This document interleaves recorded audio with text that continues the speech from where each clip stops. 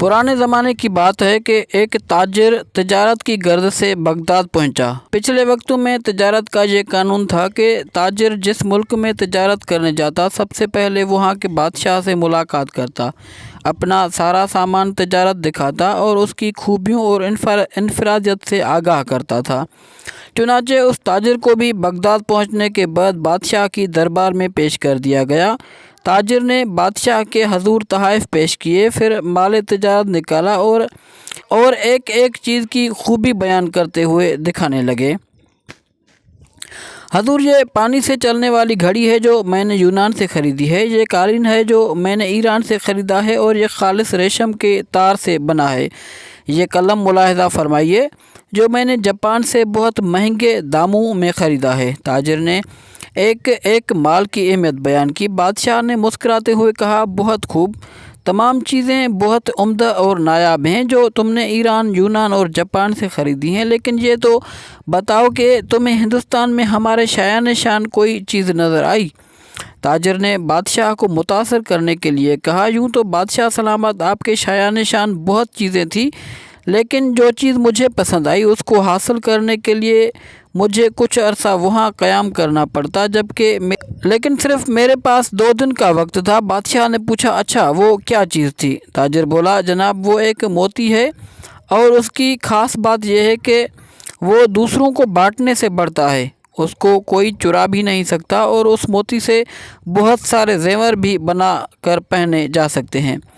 बादशाह बहुत मुतासर हुआ और कहने लगा, मैं उसे हासिल करना चाहता हूँ। उसने फ़ौरन अपने एक ख़ास वज़ीर को सामान और सवारी उस हिदायत के साथ रुखसत किया कि अब वो मोती लेकर ही लौटे। वज़ीर अपने मकसद के लिए निकल पड़ा। जंगलों, समंदरों, पहाड़ों और सहराओं गर्दिशे के हर जगह की खाक छान मारी, वादी वादी घूमा, हर शख्स से उस नादर और नायाब मोती का पूछा, मगर सब ने यही कहा कि ऐसा कोई मोती नहीं है जो चोरी न हो सके और उससे बहुत सारे जेवर बन जाएं। लोग उसकी बात सुनकर हंसते और कहते, मुसाफिर पागल हो गया है। यूं ही महीनों बीत गए और नाउमीदी के साए गहरे होने लगे, लेकिन बादशाह के सामने नाकाम लौटने का खौफ उसको चैन नहीं लेने दे रहा था।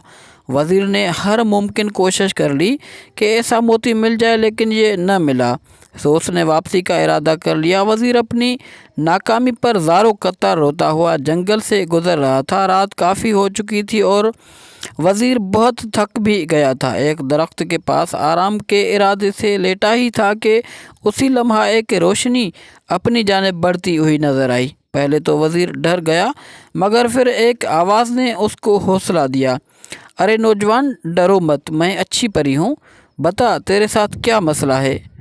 तू मुद्दतों का थका हुआ मुसाफिर मालूम होता है, बता मैं तेरी क्या मदद कर सकती हूँ। वज़ीर ने अपनी दास्तान कह के सुनाई कि उसे जिससे मोती की तलाश थी वो कहीं नहीं मिला।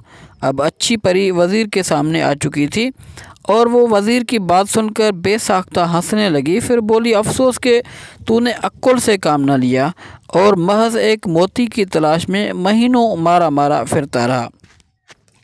वज़ीर बोला, अच्छी परी, मैं तुम्हारा मतलब नहीं समझा। वो बोली, भले आदमी, वो मोती दरअसल इल्म का मोती है, लेकिन तू उसकी ज़ाहिरी शक्ल को तलाश करता रहा। इल्म तो एक ऐसी शय है जिसे हज़ारों नाम दिए जा सकते हैं।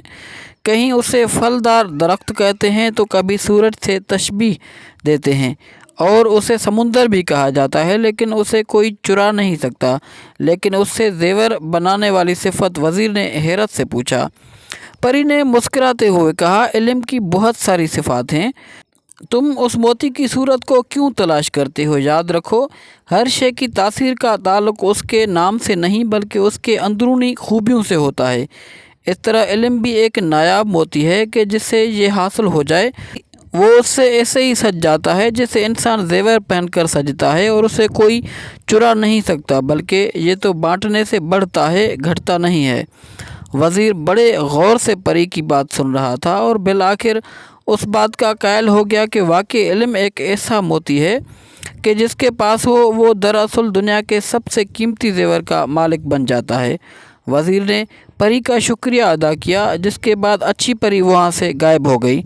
अब वज़ीर बहुत खुश था اور اپنی کامیابی کے گیت گاتا ہوا اپنے ملک روانہ ہو گیا۔ وہاں پہنچ کر اس نے بادشاہ کو علم کے موتی کے بارے میں بتایا اور سمجھایا، تو بادشاہ بھی پری کی بات کا قائل ہو گیا کہ صرف علم ہی وہ موتی ہے جسے کوئی چرا نہیں سکتا۔